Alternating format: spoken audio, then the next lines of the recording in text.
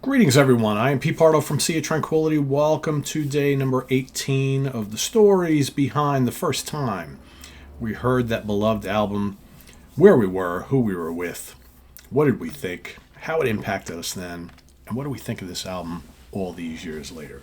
Could be 60 years ago, 50 years ago, last week, whatever it might be. An album that really made an impact on you has become one of your favorites, and you remember that very, very first time.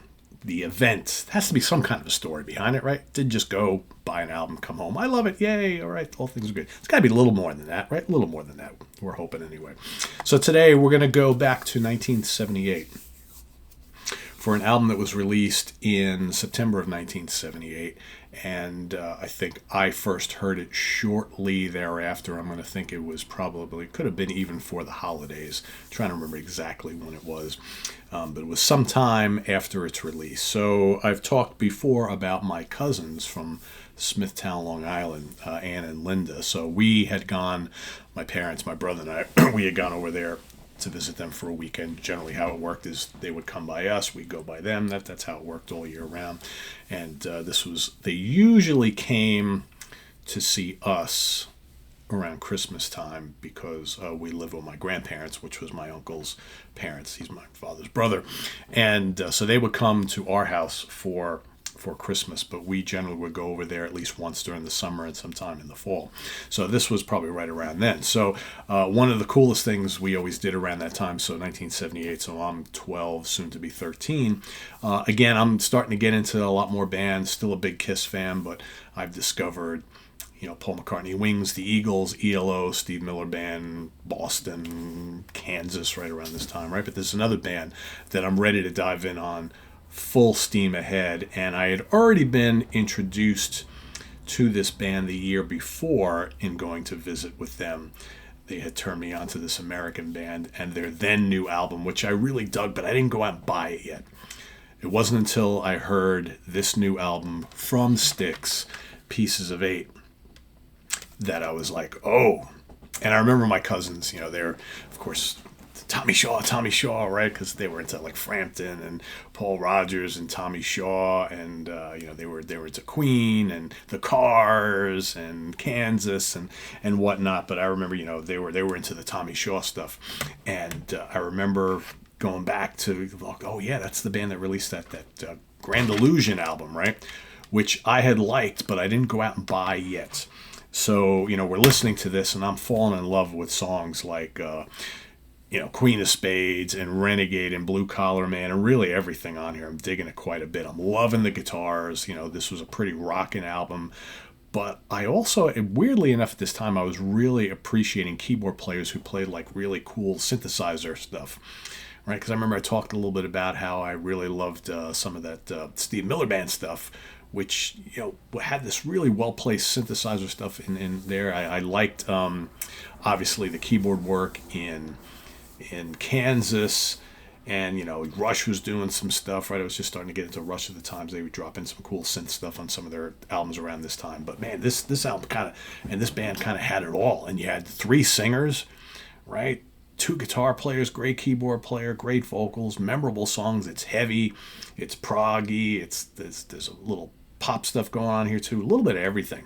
So I remember and I was fascinated by the cover art. I was just like, wow, this, again, I didn't know Hypnosis from Tricknosis at the time, right? But I remember thinking very cool. And I remember that same weekend, I made them play this for me again. And we listened to this as well. And I'm like, I need to get these. And I remember that, because again, the holidays were right around the corner. I remember asking specifically for both of these for Christmas. And Mom and Dad hooked me up. And the Grand Illusion and Pieces of Eight were both sitting there waiting under the Christmas tree from Santa.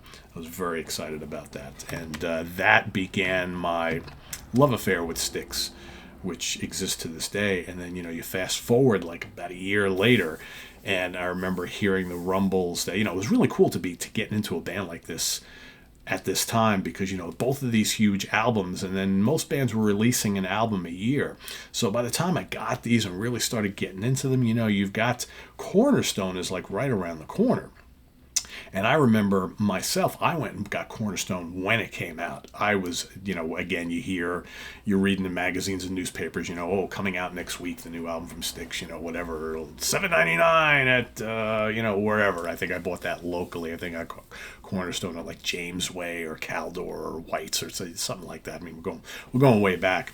And I remember buying that when it first came out. And really digging it. And then they announced the Cornerstone tour. I think I've told this story before. And I pleaded with Dad to, have us go see Styx at some point live. And it wasn't until it was the Cornerstone tour. I think it was, pretty sure it was the Cornerstone tour. Or was it Paradise Theater? Now I can't even remember. I think it was Cornerstone.